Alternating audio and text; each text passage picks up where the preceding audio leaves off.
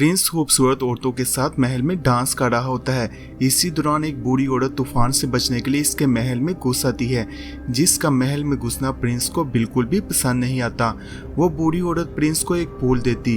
Prince इसका शुक्रिया अदा करने के बजाय इसे यहाँ से निकल जाने का कहता है। वो बूढ़ी औरत इसी वक्त एक खूबसूरत लड़की का रूप ले लेती है, क्योंकि वो एक जादूगरनी थी, और शहजादे को कर्ज करके एक जंगली भेड़िए में बदल देती है और कहती है कि जब तक एक खूबसूरत लड़की इससे मोहब्बत नहीं करेगी तब तक ये कर्ज खत्म नहीं होगा, ताकि इससे पता चल सके कि मोहब्बत दिल से होती है, ना कि खूबसूरती से। इससे आगे क्या होता है जानने के लिए चलते हैं फिल्म की डिटेल एक्सप्लेनेशन की तरफ। इससे आगे हमें इस पैलेस के पास एक छोटा सा गांव दिखाया जाता है, जहां पर बेला नामी लड़की अपने फादर म्यूरिस के साथ रहती है। बेला को किताबें पढ़ने का बहुत ही ज्यादा शौक होता है। इसी गांव में हमें गैस्टोन नामी एक आदमी दिखाया जाता है, जो बेला को बहुत पसंद करता है, मगर बेला इसे बिल्कुल भी घास नहीं डालती। एक दिन बेला के फादर जंगल में से गुजर रहे होते हैं, जो कुछ भेड़िए इनकी घोड़ा गाड़ी के पीछे लग जाते हैं। ये अपनी जान बचाने के लिए घोड़े को भगाते हैं, जो गलत रास्ते पर चलते चलते बीस के महल में पहुंच जाते हैं। महल तो बिल्कुल खाली था, मगर गर्मा गर्म खाने से लग रहा था कि जरूर यहाँ पर कोई रहता है। वो बड़े मजे से यहाँ पर खाना खाने लगता है और वापस घर जाते हुए अपनी बेटी के लिए यहाँ से एक फूल तोड़ लेता है, जो बीस इसे ऐसा करते हुए देख लेता और फूल तोड़ने पर कैद में बंद कर देता है। जबकि घोड़ा वहां से भागकर बेला के पास वापस आ जाता है। बेला जब देखती है कि घोड़ा वापस आ गया है जबकि इसके फादर वापस नहीं आए, तो वो इस घोड़े पर बैठकर अपने फादर को तलाश करने के लिए निकल जाती है। वो घोड़ा इसे सीधा पैलेस में ले जाता है। वहां पर इसे अपने फादर तो मिल जाते हैं, मगर बीस ने इन्हें कैद किया होता है।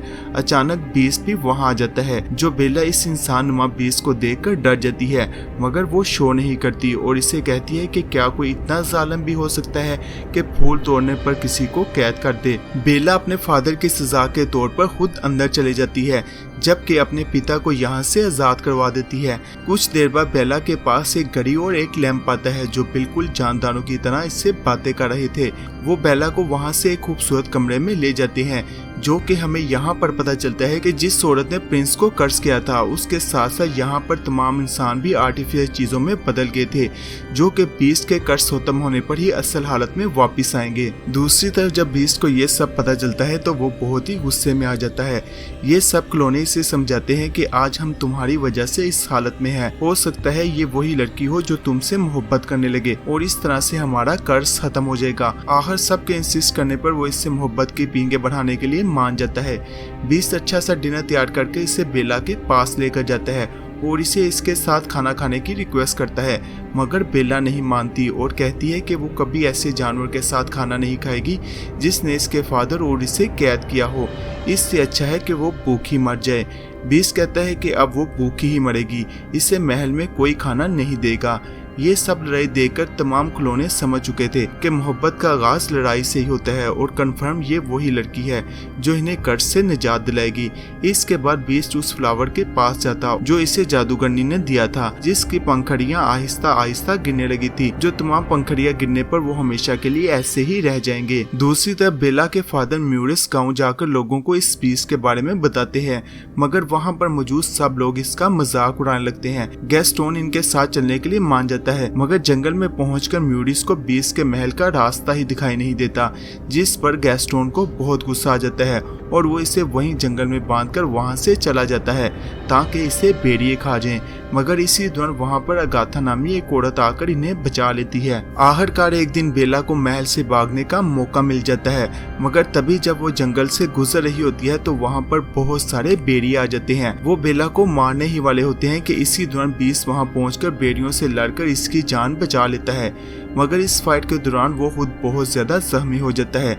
बेला बीस को इस हालत में वहां छोड़कर नहीं जाना चाहती थी, इसीलिए वो इसे घोड़े पर महल ले आती है, जहां पर बेला के दोबारा वापस आने पर तमाम खिलौने बहुत खुश होते हैं। नेक्स्ट डे बेला इसकी मरहम पट्टी करते हुए इसके पास बैठी एक शेर पड़ती है, जिसे बीस मुकम्मल करता है। बेला इसके मुंह से शेर सुनकर बहुत हैरान होती है। तभी इसे मजीद हैरान करने के लिए वो इसे अपनी लाइब्रेरी में ले जाता है, जहाँ इतनी सारी किताबें देखकर वो बहुत ज्यादा शॉक्ड होती है। बेला हमेशा से चाहती थी कि इसके पास बहुत सारी किताबें हों। बीस इसे कहता है कि वो जब तक चाहे यहाँ पर रहकर ये किताबें पढ़ सकती है। बेला हमेशा ऐसी ही जगह रहना चाहती थी। आहिस्ता आहिस्ता इन दोनों के बीच बहुत अच्छी दोस्ती हो जाती है। अब वो दोनों इकट्ठे बैठकर खाना भी खाने लगे थे। तभी एक दिन तमाम खिलौने बीस्ट को बेला से अपनी मोहब्बत का इजहार करने का कहते हैं, इसीलिए वो पहले बीस्ट और फिर बेला को तैयार करते हैं। जबकि दूसरी तरफ म्यूरस गांव वापस जाकर लोगों को बताता है कि गैस्टोन ने इसे जंगल में बांध दिया था ताकि भेड़िए इसे खा सके, मगर गैस्टोन इससे मुकम्मल इनकार कर देता है, जिसमें इसका दोस्त भी इसका साथ देता है। गैस्टोन कहता है कि म्यूरस पर भी आत्माओं का साया है, जिसकी वजह से वो ऐसी बातें कर रहा है। गांव के लोग म्यूरस को पकड़ लेते हैं। दूसरी तरफ बीस्ट और बेला महल में बड़े मजे से डांस कर रहे होते हैं। वो दोनों इस डांस को बहुत ज्यादा एंजॉय कर रहे थे।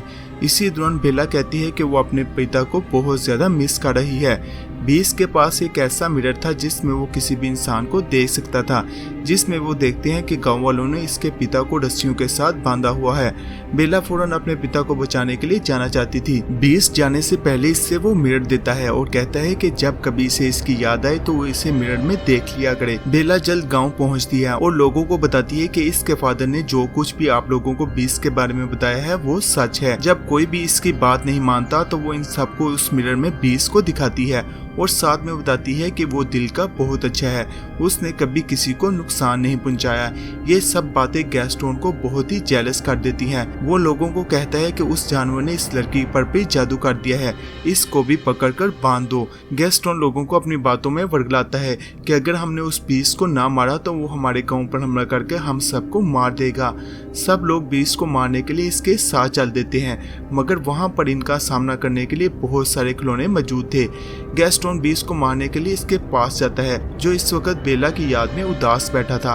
गैस्टोन इसे कहता है कि हमें बेला ने तुम्हें मारने के लिए भेजा है, मगर बीस्ट को इसकी बातों पर यकीन नहीं आता। इसी दौरान वो बीस्ट पर गोली चलाता है, जिसके लगते ही वो ऊंचाई से नीचे गिरने लगता है, मगर इसी दौरान एक हुक इसके हाथ में आ जाती है, जिससे वो बच जाता है। बेला भी वहाँ पर पहुँच जाती है, जो गैस्टोन को दोबारा से बीस्ट पर फायर करने से रोक रही थी। बेला को देखकर बीस्ट में एक बार फिर से ताकत आ जाती है और वो पूरी पावर से ऊपर आता और गैस्टोन को मारने ही वाला था, जो गैस्टोन इससे माफी मांगने लगता है। बीस्ट इसे माफ कर देता है और इसे यहाँ से जाने का कहता है, मगर यहाँ से जाने के बजाय गैस्टोन एक बार फिर से बीस्ट पर गोलियां चलाता है, मगर जिस जगह पर वो खड़ा होता है अचानक वो जगह टूट जाती है और गैस्टोन नीचे गिरकर मर जाता है। बीस्ट बहुत ज्यादा जख्मी हो चुका था, वो मरने ही वाला था कि बेला बीस्ट से अपनी मोहब्बत का इजहार कर देती है। इसी दौरान हमें म्यूरिस को बचाने वाली औरत अगैथा दिखाई जाती है। ये वही औरत थी जिसने बीस्ट पर कर्ज किया था और इसी के साथ वो कर्ज खत्म हो जाता है। बीस्ट जंगली जानवर से एक खूबसूरत शहजादे में बदल जाते हैं, जबकि पैलेस की बाकी चीजें भी ठीक हो जाती है। ये दोनों एक दूसरे को गले लगा लेते हैं और डांस करने लगते हैं, जहाँ पर और बहुत सारे लोग भी पैलेस में आकर इनके साथ पार्टी करने लगते हैं और यही फिल्म का आखिरी सीन होता है। अगर आपको मेरी ये वीडियो पसंद आई तो प्लीज़ चैनल को लाइक, शेयर और सब्सक्राइब जरूर कीजिएगा। शुक्रिया।